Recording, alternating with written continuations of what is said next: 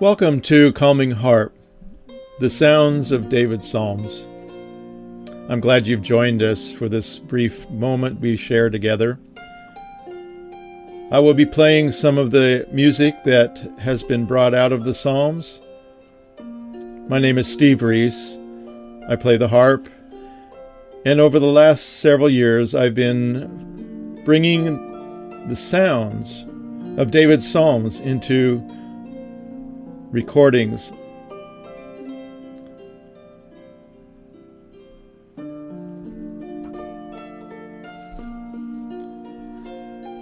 You can find a lot of my music on my website, www.calmingharp.com. I have CDs available and MP3s. And you can go to YouTube. If you go to YouTube and then type in Peregrinati, Peregrinnatti, you will find hours of beautiful harp music that you can just play in the background and be calmed with the music that David may have played for his sheep at one time or another. So as we share this half hour, join me and enjoy the sounds of David's harp.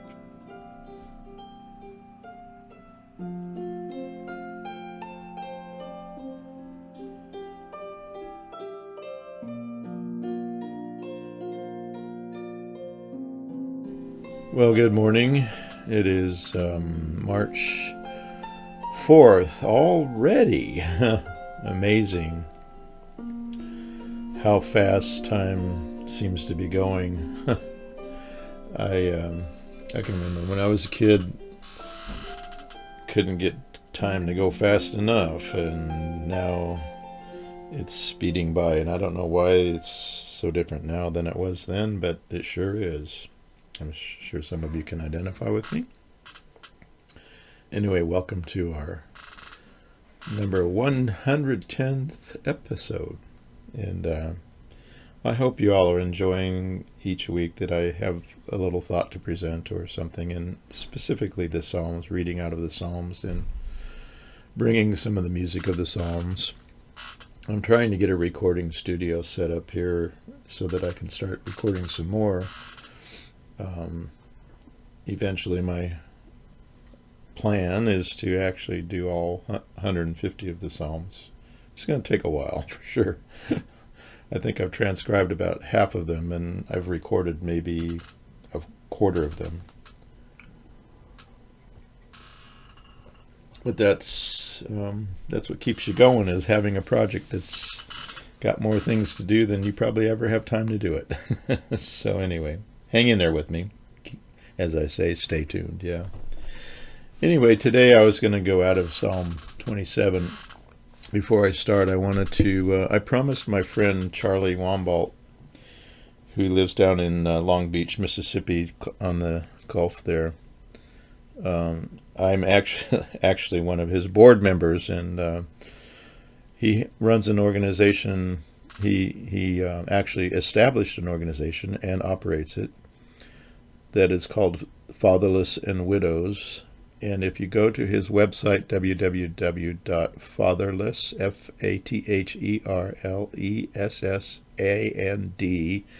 fatherlessandwidows.org, you'll find a lot of information about what he's doing for orphans and widows, both here in the United States as well as he actually went over to Uganda, I think it was last year, and has helped establish a cow for a village, and water supplies, and some of those important things as well.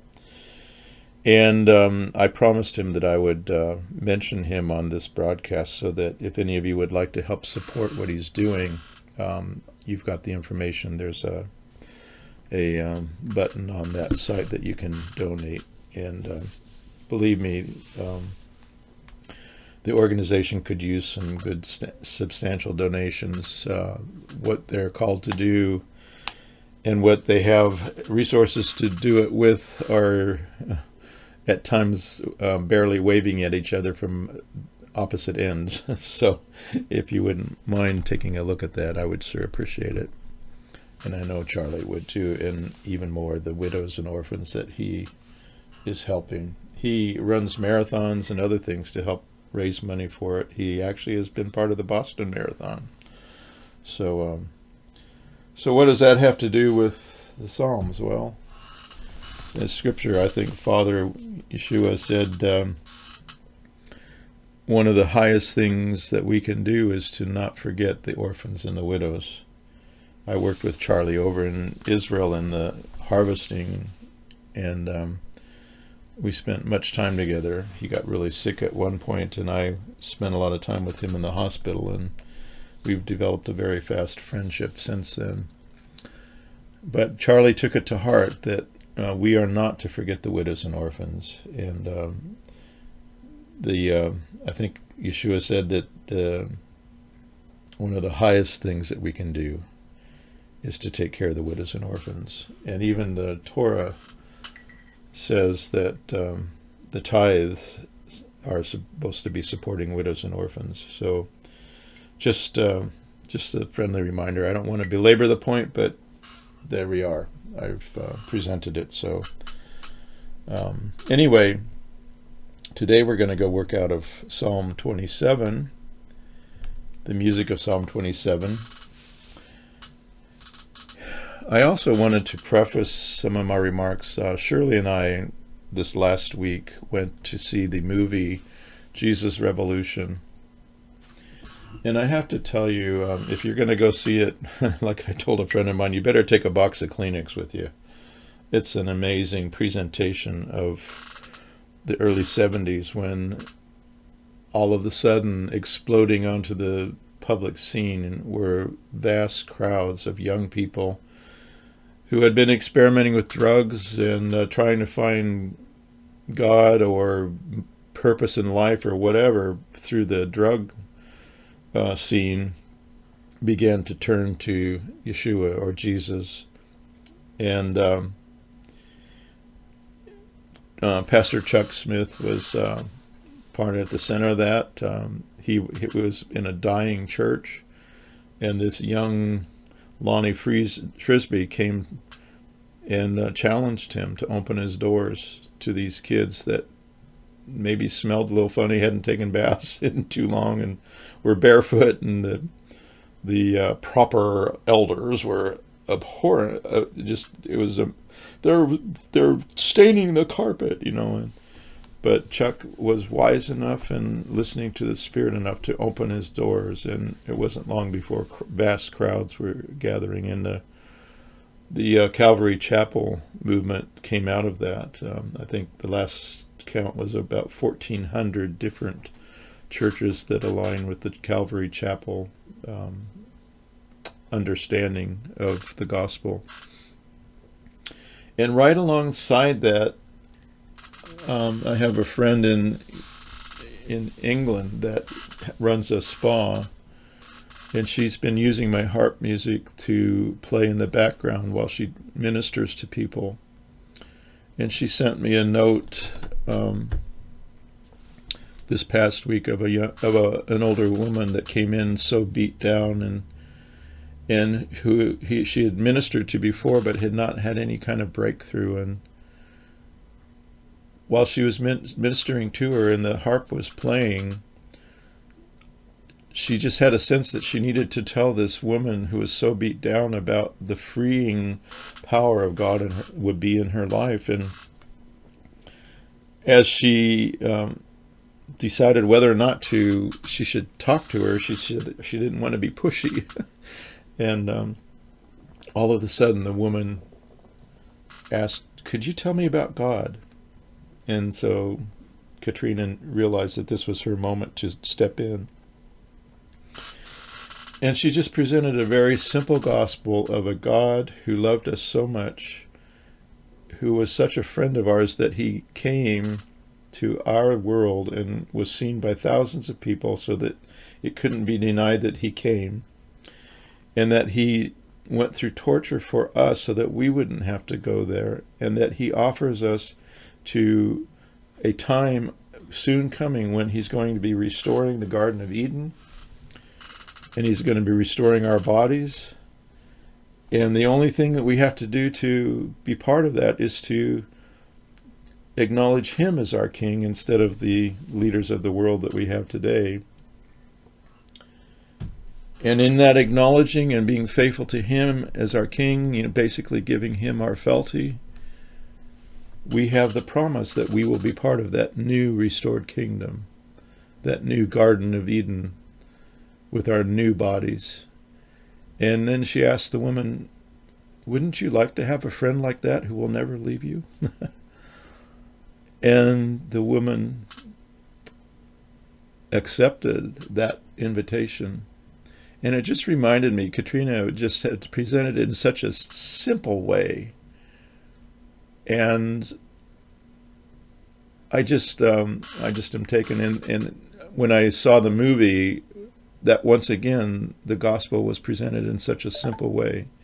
It's so often that it gets complicated, it gets theologized, or whatever word you want to use there, to the point that so many people can't understand it. But if we just understood the simplicity of what Yeshua offers us, a restored kingdom with a righteous king and a Garden of Eden to live in, and restored bodies, and a friend that will never leave us. What joy that is. So anyway, I'm going to read Psalm 27. It's titled, "The Lord is my light and my salvation," kind of appropriate. From David. The Lord is my light and my salvation. Whom shall I fear? The Lord is the stronghold of my life. Of whom shall I be afraid? When evildoers assail me to eat up my flesh, my adversaries and my foes, it is they who stumble and fall. Though an army encamp against me, my heart shall not fear. Though war rise against me, yet I will be confident. One thing I have asked of Yahweh, the Lord, that will I seek after, that I may dwell in the house of the Lord all the days of my life, to gaze upon the beauty of Yahweh, and to inquire in his temple. For he will hide me in his shelter in the day of trouble. He will conceal me under the cover of his tent. He will lift me high upon a rock. And now my head shall be lifted up above my enemies all around me, and I will offer in his tent sacrifices with shouts of joy. I will sing and make melody to Yahweh, my Lord. Hear, O Adonai, when I cry aloud. Be gracious to me and answer me. You have said, seek my face. My heart says to you, O Yahweh, your face I do seek. Hide not your face from me. Turn not your servant away in anger. O you who have been my help, cast me not away. Forsake me not, O God of my salvation. That word there, salvation, is Yeshua. For my father and my mother have forsaken me, but Yahweh will take me in. Teach me your way, O Lord, and lead me on a level path because of my enemies. Give me not up to the will of my adversaries, for false witnesses have risen against me, and they breathe out violence. I believe that I shall look upon goodness of Yahweh in the land of the living. Wait for Yahweh. Be strong. Let your heart take courage. Wait for Yahweh. So I'm going to play Psalm 27 that I've recorded, and then I'll have a few comments to close out.